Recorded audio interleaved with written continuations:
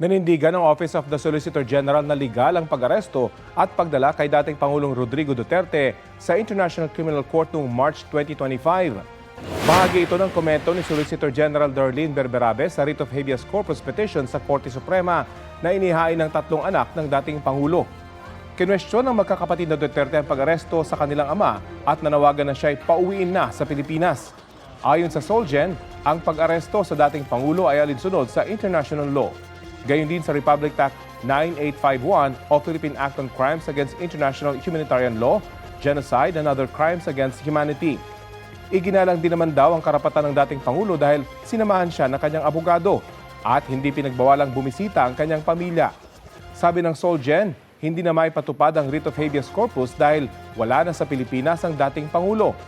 May aktibong partisipasyon din anya ang dating Pangulo sa kanyang depensa sa kasong kinakaharap sa ICC.